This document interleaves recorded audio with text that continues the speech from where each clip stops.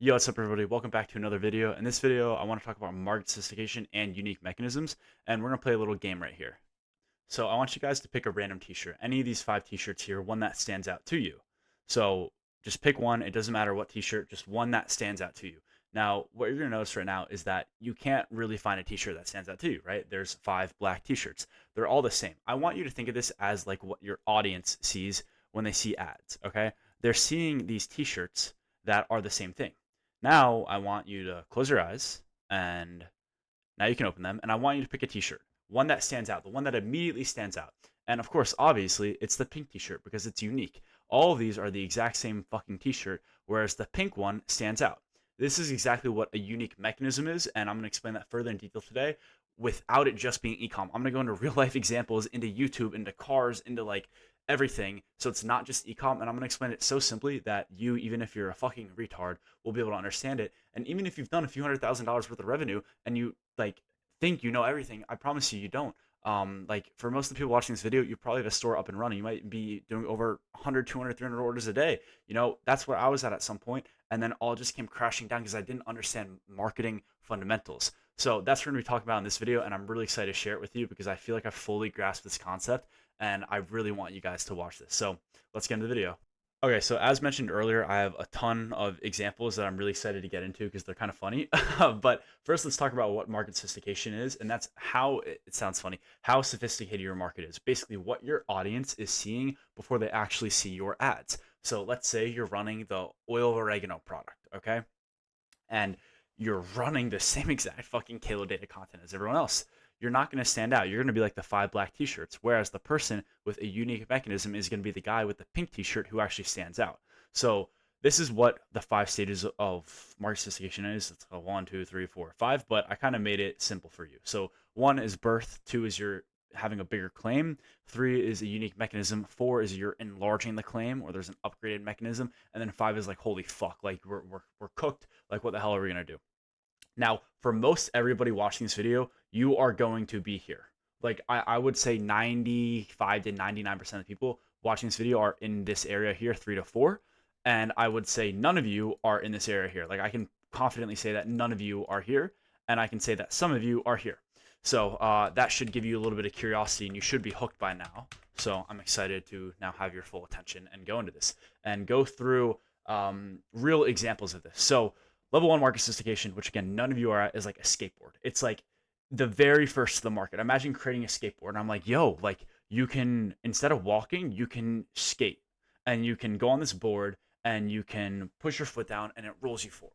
And you're like, holy shit, this is sick. There's a time saver. I can do tricks on this. This is awesome. Like this is fantastic. You're having the first mover's advantage because you're the first person to ever sell this product. All you have to do in this example is really just show the product and sell it. There isn't much of a marketing thing you have to do here other than show them the value propositions. Like, hey, instead of walking, you can ride a skateboard. And they're like, oh my God, this is awesome. And that's why skateboards became very popular because it was just such a good product. Now, level 2, which also I assume none of you are in, is just enlarging the claim. And that's literally just making it better. So a better skateboard. You know, it's more durable. Um, sorry, my thing was stupid. It's lighter or it's smoother. It's just increasing or enlarging the claim of level 1. But again, most of you aren't at that, and we're gonna spend most of the time looking at market sophistication level 3 and 4, which I'm really excited to share with you. So unique mechanism. That is the key word today that I want you to take home. Whether you're doing 0 orders a day or you're doing 500, okay? I'm sure there's an in-between of everybody watching this video. I was doing 200 orders a day on my pump and dump stores, and I didn't know what the hell a unique mechanism was. And if I did, you know, it probably would have suited me a little bit better. Now, I'm going to show you guys ecom examples and real life examples, but moving forward with this like skateboard example, you have the first ever skateboard, then you have like a more durable skateboard, okay, and then now you have a skateboard that can break, like it has brakes. It's such a good example of market sophistication. Now we have a skateboard, and instead of having to put our foot down to brake, this one you put your foot on this little thing here and it breaks. My buddy like actually created this. I don't know him too well, but like he created this company that was the first skateboard, to my understanding, that could break. And it's like, dude, you don't even really need to market it well. You just have to show how the product. You just show how fundamental. Wait, is that the word? Anyways, you show the break, and you're like, oh shit, that's sick. It's a unique mechanism. What makes it stand out, right? And some other like examples of this, like in ecom, is like imagine a neck pillow. You are going on a plane and you have the normal neck pillow. Okay, the first person who sold this made a fuck ton of money, right? It was like, oh my god, this is a great idea. It's a neck pillow. And then they started increasing the claim, like this is the most durable neck pillow, and this is the one made from the Swiss Alps and whatever. And then people started adding unique mechanisms. Like what the hell? Like look at this. Look at the way it looks, or look at the way this one looks. You know what I mean? It's different. Like this one supports neck sleepers or side sleepers, and then this one is like more comfy and whatever. But you can visually see here with your eyeball the unique mechanism, right? It's very clear to see that. Now we're gonna move into real life examples that are even cooler because it actually I this happened to me yesterday. Anyways, yesterday I'm at Walmart and I'm buying floss picks. I just moved into my new house. Shout out the new crib. We're about to make a fuck ton of money in this crib. Anyways, I was buying floss picks and I had the opportunity to do the normal floss picks, right? Or the new and improved double double floss picks, where instead of a single line here, there's two of those motherfuckers. I don't know if you guys can see this. Let me actually open it up for you. But there is two lines in this. You see that? There's two lines. Look, I'll open it up. 1, 2. And that like does something better, and it gets all the shit in my gunk in my teeth, right? That's a unique mechanism. So this would be like stage 2. You know what I mean, right?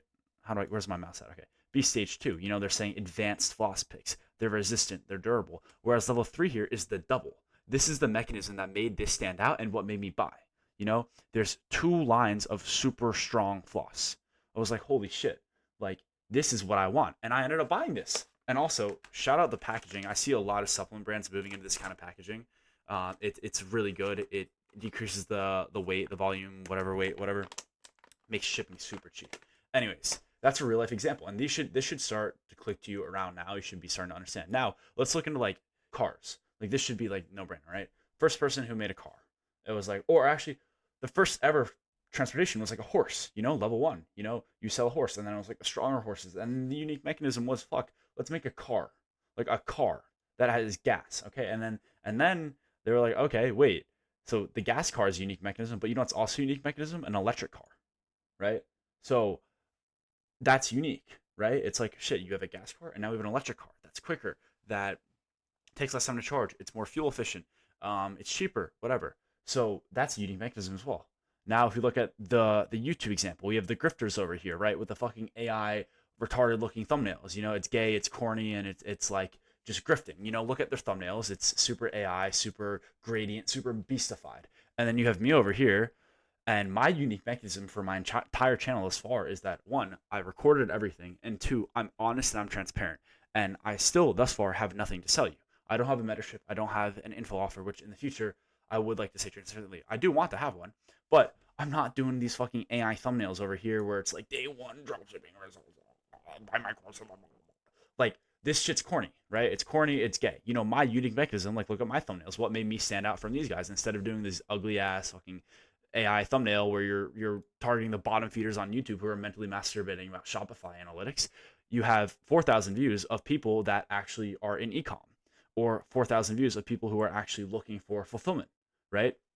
And so that is another mechanism that I had, is like I can make thumbnails that are just different. So you'll see like Mark Builds Brands is doing this. Like he was like probably the person who like started this concept a while ago. So it was just very organic, raw, thumbnails. And then you think about like my channel, what makes me stand out? Why are you watching me right now? It's because you probably, if you don't already know who I am, if you know who I am, then you know that I am very honest and I'm transparent and I just document my entire journey. That's what makes me stand out. Now, we can go to a real life example right now, which would be fulfillment, right? Like if we're looking at like a real business, you have like a Chinese agent, and then you have us at Fulfill, which obviously this is my call to action in the video, but stick with me here, is we're Americanizing China. So with fulfillment, it's a race to the bottom. Everybody can do the same thing. They can cash flow your inventory. They can have 1 to 3 day processing times. They can use whatever shipping line they want to use. They have their 3PL in America. They can do your custom branding for you. They can do inventory forecasting for you, whatever. But it's a race to the bottom, right? Because when it comes to it, ultimately, it's who has the best quote, right? Not always, not ever. Like for some reason, you guys don't think like this. It's not who has the best service. It's who has the best quote. So it's a race to the bottom. So I thought, how can I make our fulfillment company stand out? And that's when, learning about marketing and understanding sophistication levels really helped me. It was because I can add my unique mechanism and the fact that we're Americanizing China, where instead of I'm not going to talk shit about other companies, but like instead of these other companies that you guys all know that you're probably using, where they're white labeling a random office and warehouse in China, and they actually don't have their own operation, we do, and we're Americans that are living in China. At least on the people who are doing your account managing, and everybody is in China and they're American. And so instead of, having to trust a random Chinese agent who you don't know their name, you don't know what they look like, they're using a fake American name, you're working with a fulfillment team that is American that you can just FaceTime. So this is an example of a unique mechanism in real business, right? Where it's like, how can we stand out? Like, it's a race to the bottom with all these fulfillment companies. They all do the same thing, right? Now, the difference here is like, we're Americanizing China. You can talk to us in English because we were born in America, and we can FaceTime you. And whenever there's a problem, you FaceTime us, you call us. Our communication is the best in all fulfillment. So yeah, these are examples of real unique mechanisms, and the level 3, which is the most common that you guys who are dropshipping or for your brand, whatever it is, in. And I mean, there's probably many of you who have done hundreds of thousands of dollars in revenue. You have a store right now probably doing 100, 200, 300 orders a day, and you didn't understand unique mechanism. And it's just so interesting that Eugene Schwartz was the guy doing. This is where, like, this is all information that I learned from him and Breakthrough Advertising. It's that book. But he talks about this: market sophistication, awareness levels, everything. So we're gonna move on to stage 4. But with that being said, if you guys are doing anywhere from 20, 30 orders a day minimum, then there will be a type form down below for you to work with us. Again, that is our unique selling proposition. That is our unique mechanisms, that we're Americanizing China, and we have the best communication in all of it. And again, we are working with some of the biggest dropshippers in the entire world, and we're trying to start working with some of the biggest brands in the entire world. So yeah, let's move on to stage 4, where you are increasing the mechanism, or you're upgrading or increasing the claim of the mechanism. Okay, number 4, enlarge the mechanism. So right here we have another skateboard, right? Going back to the skateboard example, except this time this is the Casey Neistat skateboard, where it's electric controlled, and you push the button and it moves you forward, and it also has an electric controlled brake on the thing, right? So this can arguably be even level 3, right? But we're increasing the mechanism, we're enlarging the mechanism of the brake, but now we have it electric. So it can start, it can slow down, whatever. Now, another example of like enlarging the mechanism here, or level 3/level 4, would be like taxis, right? It was the first ever taxi, like instead of, having to call your friend, Taxi Star existed. They were first mover, like that. They made a fuck ton of money. And then Uber and Lyft came out, where it was like, okay, order it from your phone. And now they're like, shit, how can we compete with each other? Now they have these upsells. They have, do you want like an eco-efficient car? Do you want to use the VIP Black Uber, where it's the best version of the car? Do you want to do ride share? So they're increasing all these different mechanisms, like enlarging the claim. Uber is better because XYZ. Lyft is better because XYZ, right? So there's different things now in that, because the market is becoming increasingly more sophisticated. Do I want to use Uber, or do I want to use Lyft? Do I want to use rideshare using Uber? Oh shit, what does Lyft have? What is their competing offer, right? So that is level 4, and that's where a lot of you guys will also be. Or if you're in level 3, when you're creating your ad, right? Let's say you're level 3, you would move into level 4 during the ad to move them down that kind of sophistication level, while moving them down their awareness funnel as well. If it sounds like I'm speaking foreign, just give me some more time to explain. Okay, so now level 5. This is like, fuck, this shit is super tapped. This is what I call the identification, or not I call, this is what it's called. And this gonna hit your brain really well right here. Okay, like energy drinks. Why do you prefer Red Bull over Monster? In what situation would you prefer that over? You'd probably prefer a Red Bull when you are doing sports, when you are drinking, in the club. You'd probably prefer a Red Bull. Or when you are lifting, you'd probably prefer a Monster. Or when you're doing work at your desk, and you're doing ecom, you probably prefer a White Monster, which I have right down here. That's the exact reason. Shit. Like, that is the reason I have White Monsters down there, is because I feel identified to the ecom area, the ecom space, where we all fucking drink White Monsters while we work. And that's why I fucking bought a mini fridge and a ton of Monsters instead of buying Red Bulls. Whereas Red Bull is kind of like, oh shit, I'm going out, I want like I want a Red Bull beforehand. Or we can look at like luxury watches, for example, and Richard Mille is such a good example of this, and Rolex, both of them. Where's my thing at? Okay, so Rolex, dude, they're in like golf, they're in, what's it called, NASCAR, they're in tennis, all these things, right? And they make you feel like you're a top class level athlete and you're worthy of being in the stands with all the fucking rich people back there, right? They're making you feel like, dude, look at it. It's a watch. If we took out the branding, there isn't much of a difference between these two watches, bro. They're just watches, right? Or Patek Philippe. What's the difference between an Audemars Piguet and a Patek Philippe? The Audemars Piguet is for like your come up, like you're on the way up. You know what I mean? It's like a 30 to like 50K watch, you know. But then you have the Patek Philippe that's like 70K to 100K, and it's like class. You know, this is like businessman classy, like Iman Ghazi. You're wearing a suit, shit. You know what I mean? But this is like the AP is like you're living Miami, and you're on your come up. You're young as fuck, and you buy the Royal Oak because everybody needs to know you're on your come up. And then, dude, Richard Mill, fucking crazy. They're putting it on the gloves. This isn't a real watch. Like, this is a fake watch. I'm sorry for how bad that image is. This is a fake watch. This isn't real. It's on the glove itself. And also, what they make you do for Ferrari in specific, they make you put a Richard Mill on when you're walking. When you're walking to your fuck to your gate. Fuck. I wish I was really big into F1 in December. Now I'm forgetting what's going on because I'm so locked in on ecom. In Formula One, that moment when the drivers walk out to the grid and get ready to step into their cars is often called the driver parade or just the grid walk. The grid walk. When they're on the grid walk and going to the driver parade, whatever ChatGPT was saying, they have their fucking Richard Mill on because people who are in the stands, bro, they are loaded as fuck, and they need to feel identified with these drivers, right? So that's the Richard Mill example. That's the identification. That's level 5. Now you might be like, oh fuck, like what do I do? What if I'm in level 5? Don't worry. That is why unique mechanisms exist, right?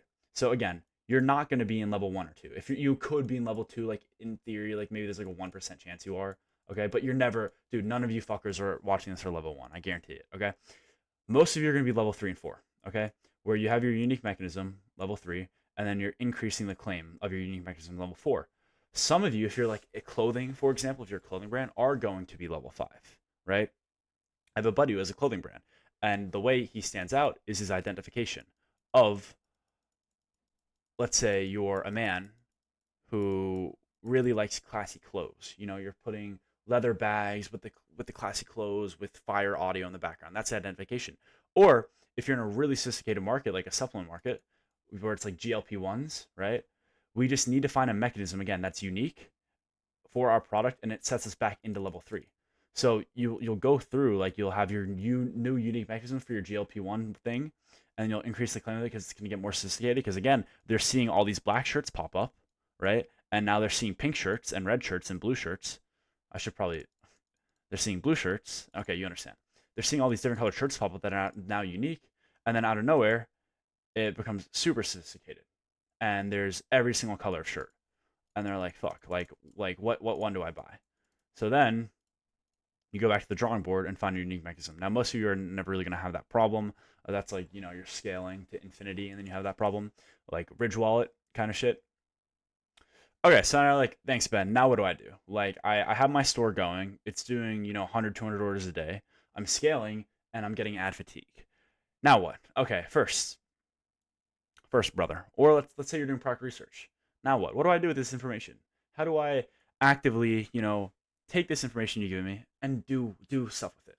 Let me help you out there. This is another call to action for you guys. First, figure out what level you're at. Right? When you're doing your market research, figure out what level you're at in sophistication. Understand how sophisticated your market is. You know, go on ChatGPT, have an agent do deep research. Go on Amazon, read all the reviews. Look up oil of oregano on Google. See all the different search results that come up. Research or look at what the mechanisms are of all these people. Okay. After you figure out what level you're at, which is likely 3 or 4, okay, you need to find your unique mechanism. So let's look at oil oregano, which probably 5 of you watching this video have tested on Kayla Data. Like, you're like, oh my God, it's a supplement. Ben, I can get monthly recurring revenue. I'm going to rip the Kayla Data ads, which, you know, for some of you who did this 5-6 months ago, like Resilia, probably would have worked, you know, because they're doing like multi-millions a month, right? But for you who was really late to it and you're like, oh my God, I'm going to do the oil oregano, it probably didn't work, okay? So let's look at a few unique mechanisms that just came off the top of my head that would work with oil of oregano. First one is a new formula. The second one is proprietary extraction process. And the third one is we put that in gummy form, which is a really common thing you're actually going to see in the supplement spaces. When you find a supplement that works, you put that bitch in gummy form. But if we look at the unique mechanisms, we can look at the benefit of it. And with, what did I spell here? D's XYZ new formula.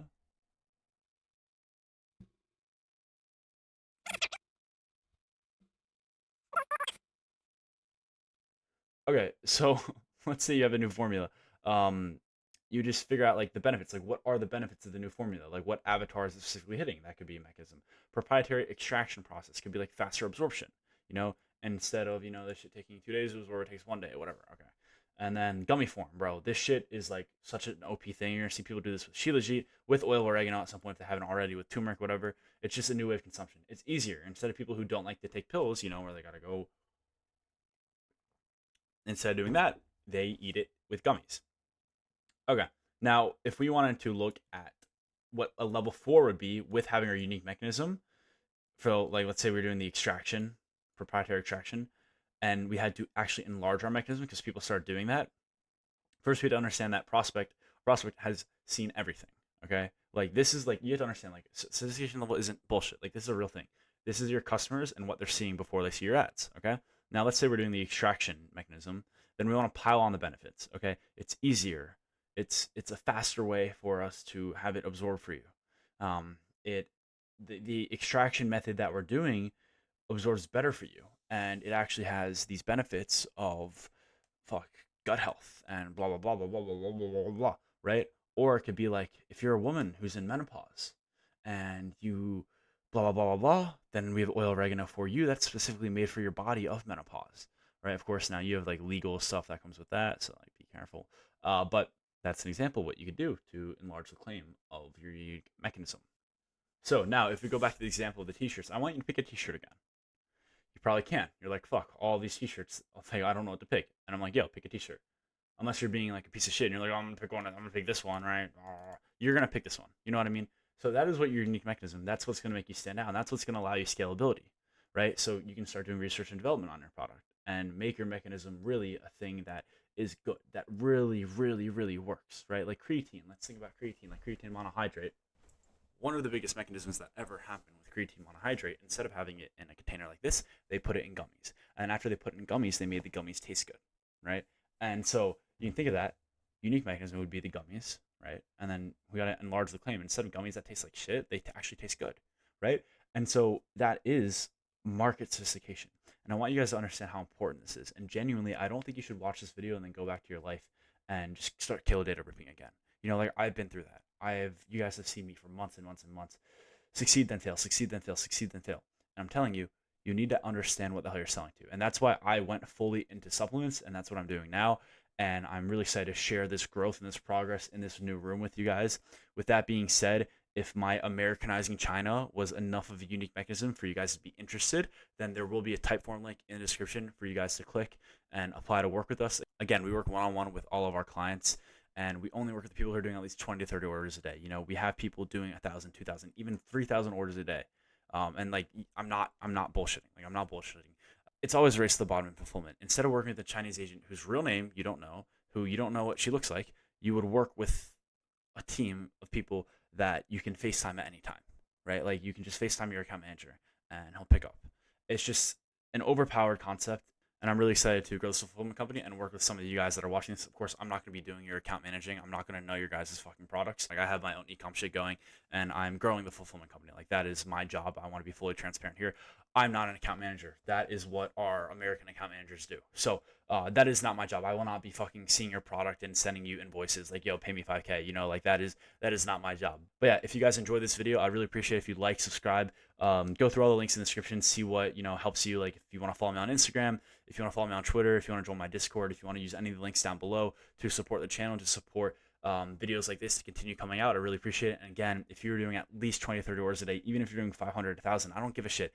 Just apply below and we'll get you a quote and we'll FaceTime you and we'll get you onboarded. And I promise you, we will be the best fulfillment company or agent, whatever you guys call, that you ever have. Also, something interesting, like, you'll notice how, like, there's like so many different terms: fulfillment company, private agent, private supplier, all these things, bro. It's because these fucking gooners on YouTube had to make a unique mechanism and make a name. So it's like, instead of social media marketing agency. It's not freelance brand scaling.